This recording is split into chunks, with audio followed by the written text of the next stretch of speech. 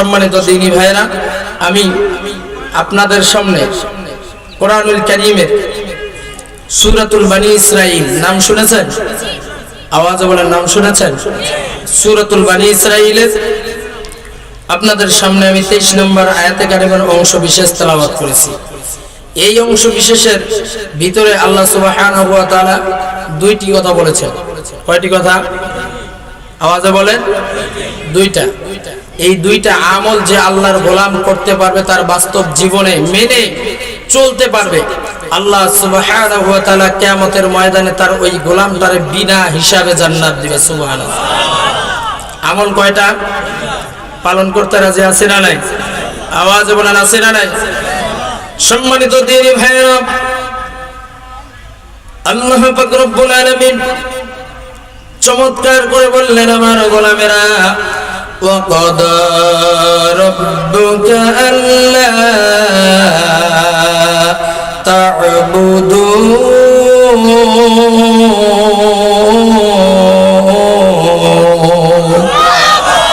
এক নাম্বার আমল আল্লাহ পাক রব্বুল আলামিন বলেছেন, আমার গোলামেরা, আল্লাহ তা'বুদু, আমি আল্লাহ তাআলার পক্ষ থেকে তোমাদের কাছে আদেশ জারি করে দিলাম।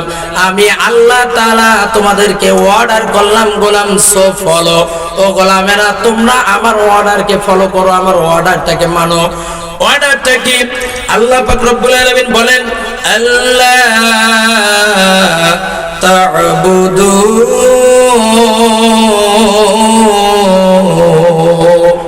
ও গোলাম, তোমরা আমি আল্লাহ ব্যতি রেখে অন্য কারো কাছে মাথা নত করবা না। কথাকার ও মুসলমান ইমানদার বুঝে থাকলেন, মুসলমানদের মাথা একমাত্র কেবলমাত্র নত হবে কার কাছে? আওয়াজে বলেন, কার কাছে?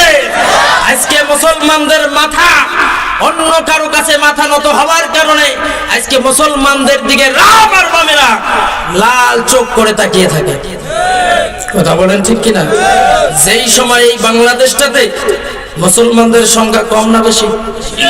আওয়াজে বলেন, কম না বেশি? বেশি। তারপরে মুসলমান, বাংলাদেশের মুসলমানরা শান্তিতে আছে? কথা কেন আছে শান্তিতে? তার কারণটা কি?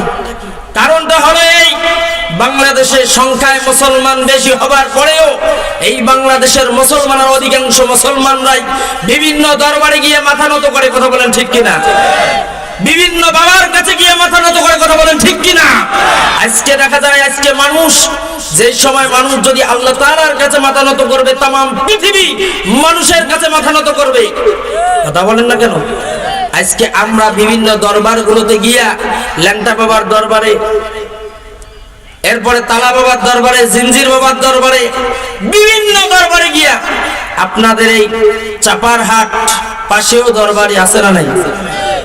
বোঝেন নাই মনে হয়? পাশেও দরবার আছে না? কিছুদিন আগে মাহফিল হলো, ওখানে আমি বুঝে আসে না আমার, ওই জায়গায় ওই মাহফিল গুলোতে কোন ধরনের আলেমরা গিয়ে ওয়াজ করে, মাথায় কাজ করে না।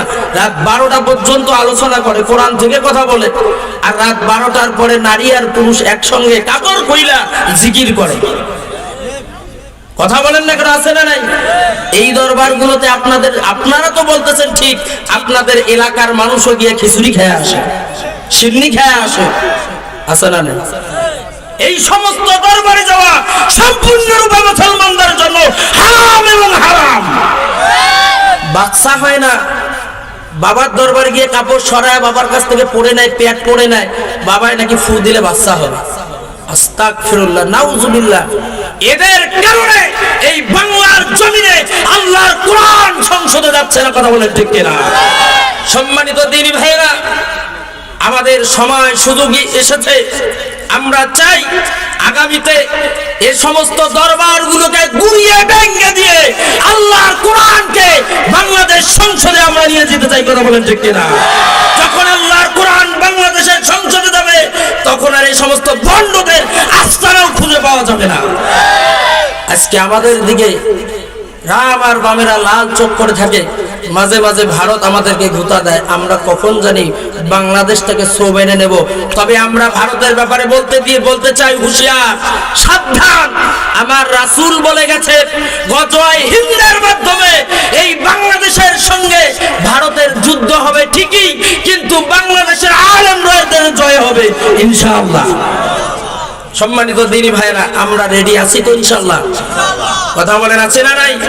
এই কোরআনের সম্মান রক্ষার জন্য, আল্লাহর দ্বীনকে আল্লাহর জমিনে বাস্তবায়ন করার জন্য শুধু ভারত নয়, গোটা বিশ্বের নাস্তিক মুরতাদদের সঙ্গে যদি আমাদের মুসলমানদেরকে যুদ্ধ করা লাগে, এই যুদ্ধে অংশগ্রহণ করার জন্য নতুন মুসলমানরা কারা কারা প্রস্তুত আছেন? হাত তুলে আল্লাহকে দেখা। ইসলামের শত্রুরা, ইসলামের শত্রুরা,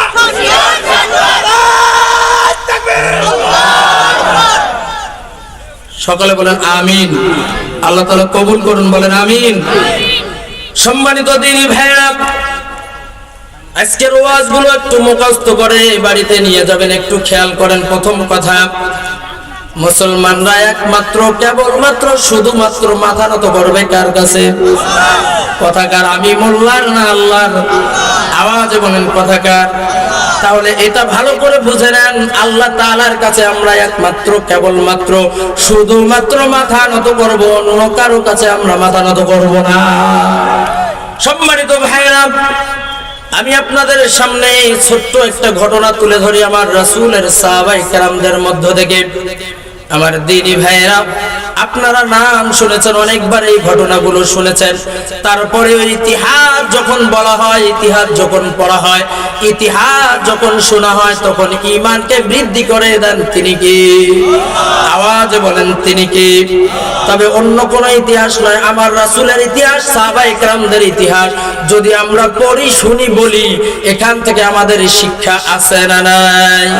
আজকে দেখেন, মুখে বলি মুসলমান, আমরা মুখে মুসলমান, এখন বলতেছি কারা কারা ইসলামের জন্য জীবন দিতেও রাজি। আমরা হাত তুলে দিলাম, কিন্তু যখন পুলিশ এসে আমার বাড়ির সামনে দাঁড়ায় হুজুর, তখন আমরা বলি স্যার আমি নই ওরা, আমি তো এগুলো ছিলামই না। কথা কয় না? তবে লতাবরের মানুষ আলহামদুলিল্লাহ অনেক ভালো। কালীগঞ্জের ভিতরে লতাবরের মানুষের একটা ইসলামের ভালোবাসা বেশি না কম? লতাবরের মানুষ, আপনারা আওয়াজে বলেন, কম না বেশি? ইসলামের প্রতি আপনাদের ভালোবাসা কম না বেশি? বেশি। আলহামদুলিল্লাহ, আলহামদুলিল্লাহ। অনেক ভাই এই লতাবরের, অনেক ভাই ফেসিবাদ হাসিনা সরকারের আমলে জেলে গিয়েছে। কথা কয় না? ধর্ষণ করে গেছে, কারো জমি বাড়ি আইল ঠেলে গেছে, একটাই অপরাধ, ইসলামী আন্দোলন করবার কারণে। কথা কয় না? এই কোরআনের কথা শুনে, কোরআনের কথা বলে, আল্লাহর জমিনে আল্লাহর কোরআন বাস্তবায়ন হোক, এইটা চাওয়ার কারণে জেলখানায় গিয়েছে। কথা বলেন ঠিক কিনা? সম্মানিত দিনী ভাইরা, আপনাদের সামনে একটা ইতিহাস তুলে ধরি। আল্লাহর রাসূলের একজন সাহাবী, নাম হলো আব্দুর রাজ্জাক, কোন রকম একটা ছোট্ট কাপড় পরে আল্লাহর রাসূলের সামনে গিয়েছেন। আল্লাহর পয়গম্বর ডাক দিয়ে বললেন, আল্লাহর গোলাম তুমি কে? তোমার এই অবস্থা কেন একটু জানতে চাই। আল্লাহর গোলাম আব্দুর রাজ্জাক ডাক দিয়ে বললেন, নবীজি, ইয়া রাসূলুল্লাহ, ইয়া হাবিবাল্লাহ, আমার নাম হলো আব্দুর রাজ্জাক, কেন এসেছো?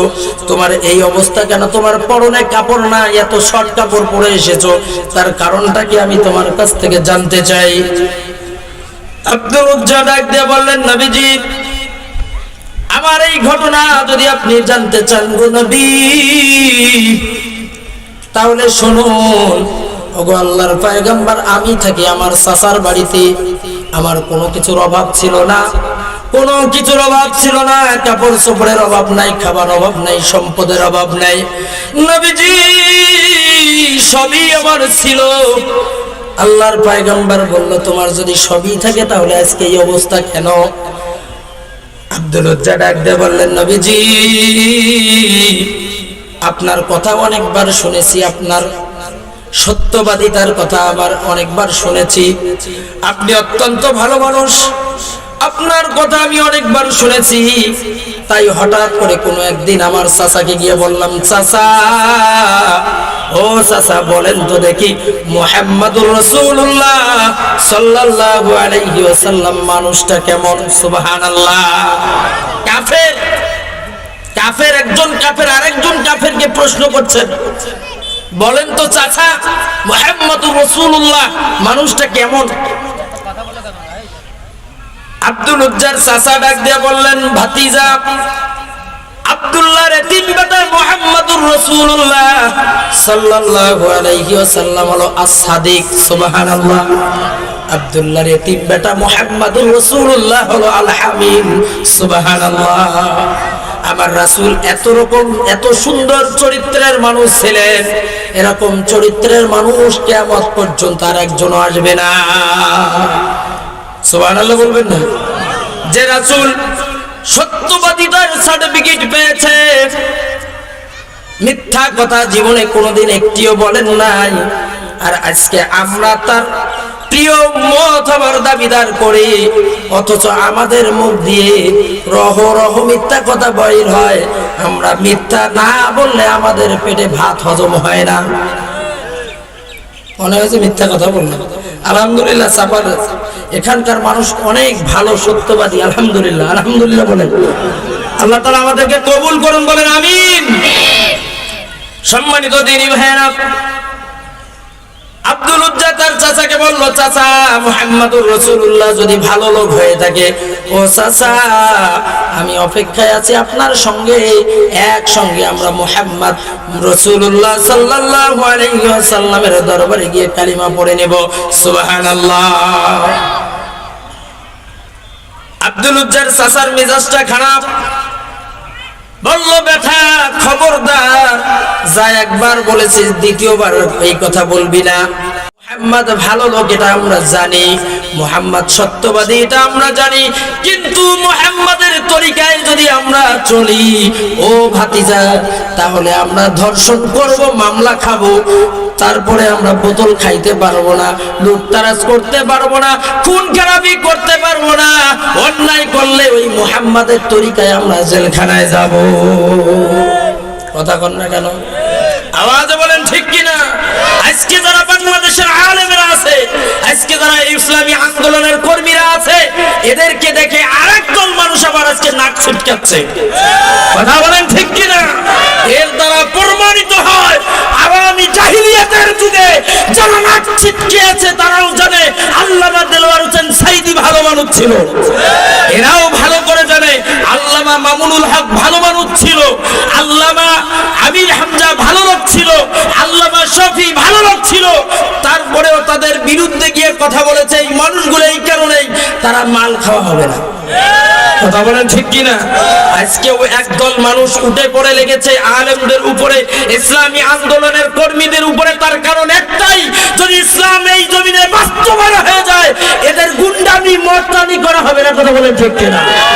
কিন্তু মনে রাখেন, সাবধান হয়ে যান, হাসিনা আপনার চেয়েও কম শক্তিশালী ছিল না, তারাও এই জমিনে টিকতে পারে নাই। মামু ভাই দিল্লিতে গিয়েছে, সে তো উড়োজাহাজ হোক আর হেলিকপ্টার হোক পেয়েছে, চলে গেছে। আপনারা যদি সাবধান হয়ে না যান, এরপরে আপনার এই দূরের গর্ত খুঁজে পাবেন না পালাবার জন্য। কথা বলেন ঠিক কিনা? অতএব এখনই সাবধান হয়ে যান। কোরআন থেকে যারা কথা বলে, কোরআনের উদ্দেশ্যে যারা কথা বলে, তারা কখনো মিথ্যা বলে না, বরং যারা কোরআন থেকে কথা বলে তারা সত্য বলে। এ কথাকার আওয়াজ বলেন, কথাকার।